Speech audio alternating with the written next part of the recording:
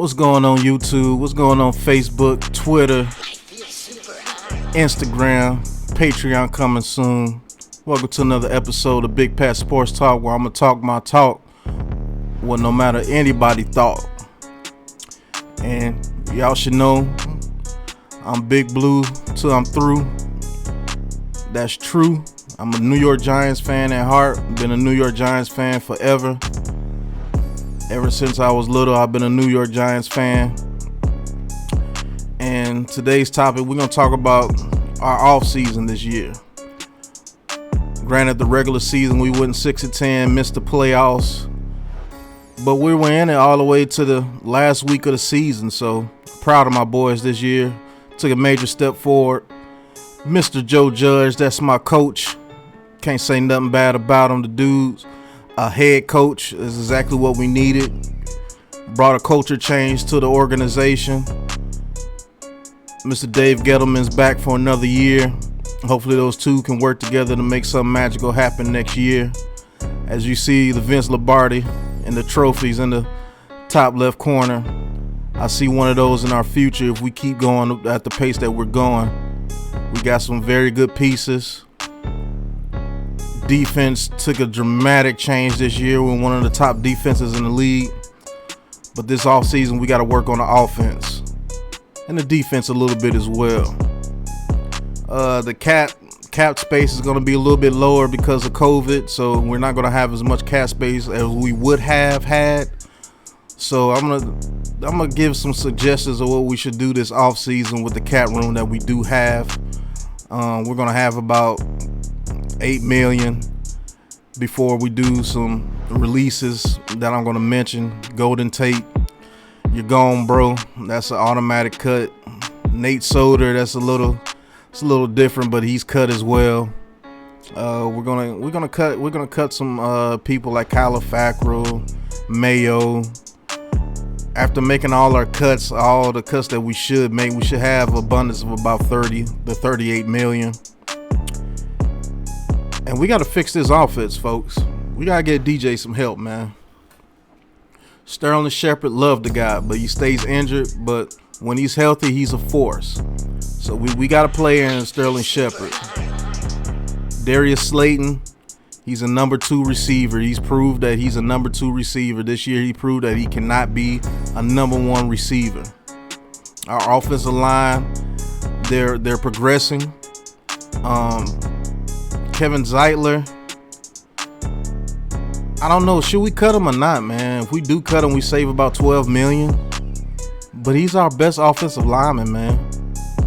I'm not sure we can afford to cut Kevin Zeitler, man, because Shane Lemieux, I don't believe he's ready.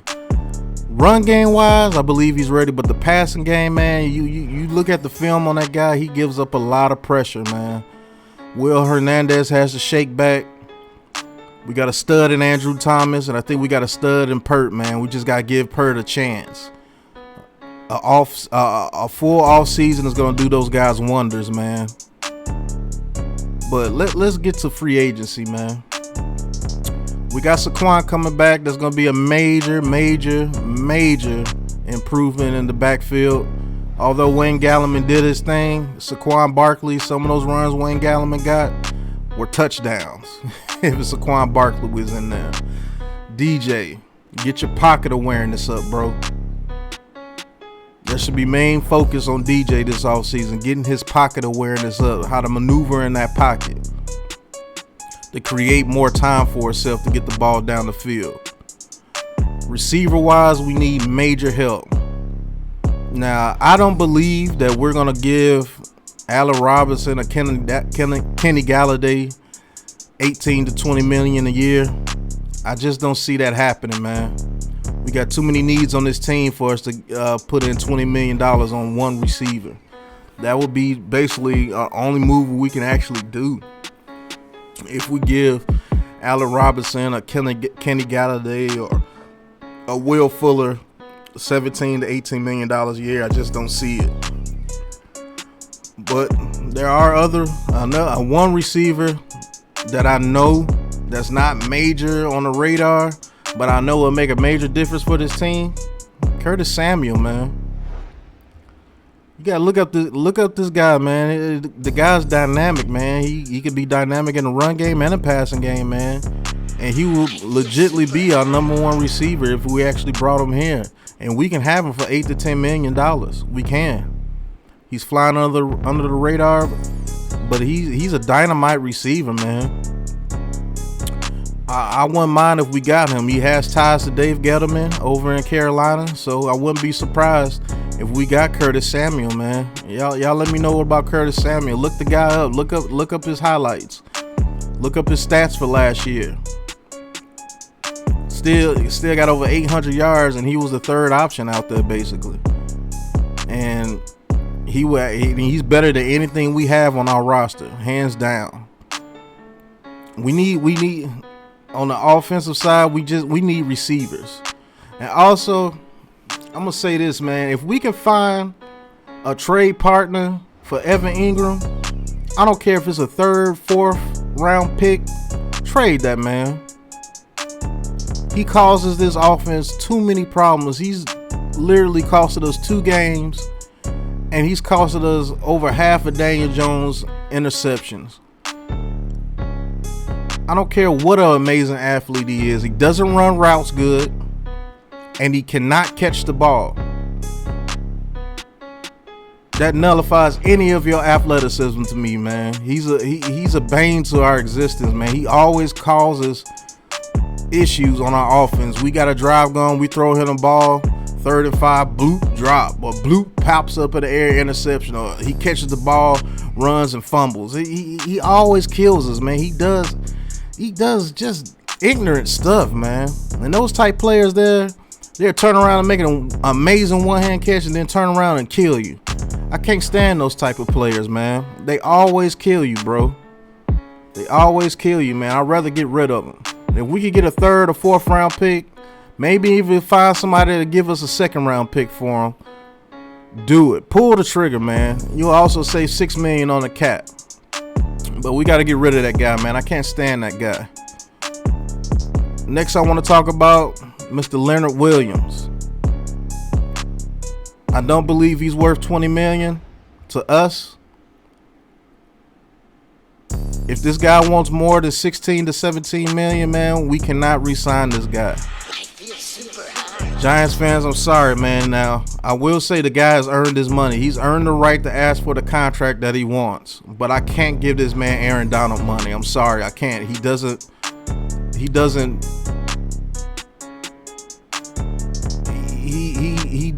dominate the game like an Aaron Donald. I'm sorry. A lot of his sacks were covered sacks. I admit he's very good against the run, and he's a very likable guy in the franchise, and he's a very good guy to have around. He gets everybody motivated, but I cannot pay him Aaron Donald money. I'm sorry. If he asks more than 17 million, I gotta let him go, man. We don't have the cap space to keep a Leonard Williams there. He's not a franchise defensive player. And franchise defensive players make $20 million a year, and he's just not that.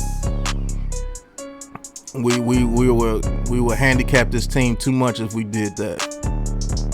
Some viable replacements, because he's not an edge rusher. He's a 3-4 defensive end. We got B.J. Hill. We can re-sign Dalvin Tomlinson. We got Sexy Dexy in there, so we can roll with those 3 and be okay.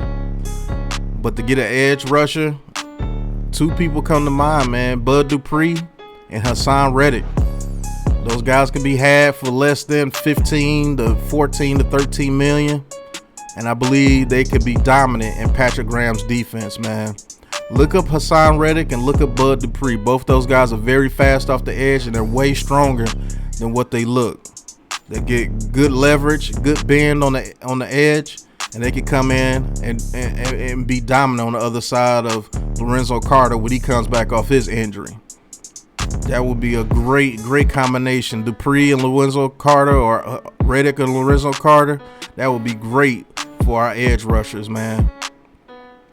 And then we got O'Shane Ximenez to come off the bench. We may keep Kyler Fackrell to come off the bench. If not, we got Cam Brown and Carter Coughlin. Those guys are way more than serviceable to go as a backup edge rusher, to give those guys some breathers.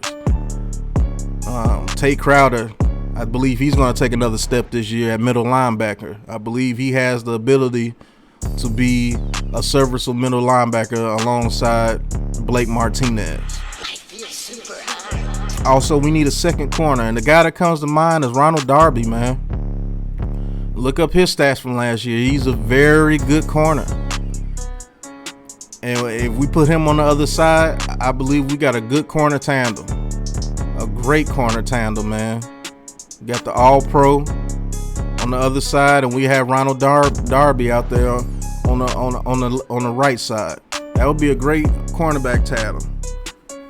We got Peppers, we got Logan Ryan, we got Xavier McKinney coming back. That's gonna be great, man. That's gonna be great. That's gonna be a great defensive backfield for us, man. I believe we got 3 Pro Bowlers in our defensive backfield already with Logan Ryan, Peppers, and James Bradbury. That will be decent. That will be an excellent backfield. Now, as far as the draft goes, who do you guys want as the first pick? Because me, personally, I don't think Devontae Smith or the boy from LSU is going to be there. Jamar Chase. I don't believe they're going to be there at 11. But I do have a couple of guys on the screen I do believe they'll be there at 11. It's Kyle Pitts and Jalen Waddle. We signed Curtis Samuel. I would love to see Kyle Pitts in a New York Giants uniform. Reason is, he is everything Evan Ingram is with hands, with route running. Could go up and get that ball better than Evan Ingram. He would be way more consistent. And he would be a heck of a target for Daniel Jones because the man is 6'6". He's going to run in the 4.5s, low 4.5s or mid 4.5s. I believe he's going to run around like a 5. The lowest I see this man run is a 4.55. And that's great speed for a guy that's 6'6" and that can run routes like a receiver. Even if we keep Evan Ingram, I wouldn't be mad if we drafted Kyle Pitts, because if we could put Kyle Pitts to the outside and put that 6'6" frame on them boys, and man, that'd be dynamite. The back shoulder throws that we would get, the pivot routes this man runs, the end routes this man runs, the post routes this man runs. We can run post corners with this guy. And oh yeah, he can hit that seam with speed, man. I seen him outrun DBs. This guy would be dynamite, man. Be absolutely dynamite in our offense. And the top receiver that I think that would be there would be Jalen Waddle. Now, Jalen Waddle, he's about 5'10", but man, does he have speed to burn. And he has great route running as well. Don't get it twisted. His route running is very good as well. Him, Curtis Samuel, Slayton, and Shepard out there, I believe we got an offense, folks. And Kyle Pitts, we got an offense, folks. Well, we can't have Waddle and Kyle Pitts, I'm sorry. But with Waddle, Slayton, Shepard, and Curtis Samuel, that'll be dope. Or Kyle Pitts, Slayton, Shepard, and Curtis Samuel, that will be dope. And don't forget, we still got Dante Pettis. So we're in a very good position. I like where we are. I like what we're doing. And Joe Judge, we trust. And I see a Lombardi in our future, folks. And I'm talking about talk no matter what you thought. Yeah, you can laugh at us. Oh, the Giants are terrible. No, we really weren't that terrible. We really should have been in the playoffs this year. We really should have been in the playoffs. One man really cost us not to be in the playoffs. And that's the honest truth. If we didn't have Evan Ingram, we would have been 8-8. If Daniel Jones takes that step that we need him to take, that I know that he can take, because he's an NFL quarterback, you can see it. If he takes that next step next year, I see no less than 10 wins. With the schedule that we have, I see no less than 10 wins, and we fighting in them playoffs, man. Big Blue, New York Giants, man, you better look us up, man. We trending upward. And it's about time we start trending back upward again to get back to where we belong, man, in the playoffs, fighting for Super Bowls. It's a great organization, and I love what we're doing right now. But this is going to be a very, very important offseason, man. But I wouldn't mind us not going after the super free agents, because we just don't have the cap room to do it. And to be honest with you, we don't really need those super free agents. Wouldn't mind having an Allen Robinson, but I do mind if he costs us all our cap and we're not able to put other people in other positions. I think we could survive with a Curtis Samuel and drafting a Jalen Waddle or a Kyle Pitts in the first round on our offense with Saquon Barkley coming back.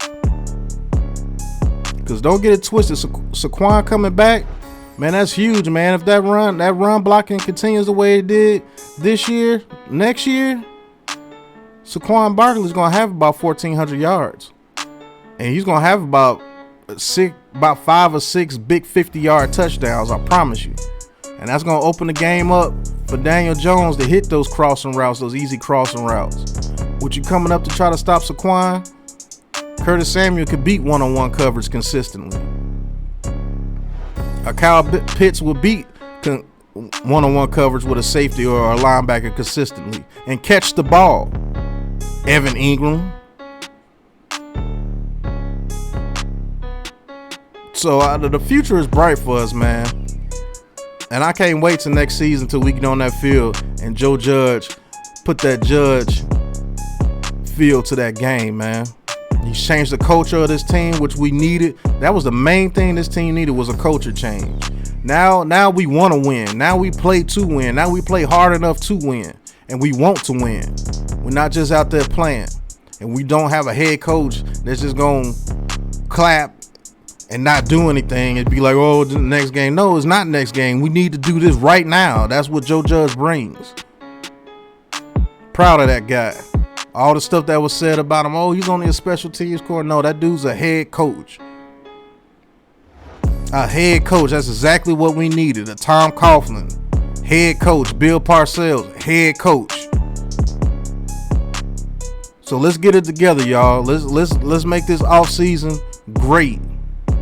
Let's make this offseason great, man. And let's get in the playoffs next year. And once again, man, I'm Big Blue till I'm through. You know that's true. And this is Big Pat Sports Talk. I'm going to talk my talk no matter what anybody thought. Thank you for tuning in to this episode. Follow me on Twitter. Follow me on Facebook. Follow me on Instagram. Patreon coming soon. And like and subscribe to this channel here on YouTube so you can get more videos like these from me. So you know I'm going to talk my talk. This has been Big Pat Sports Talk. Until the next episode, peace.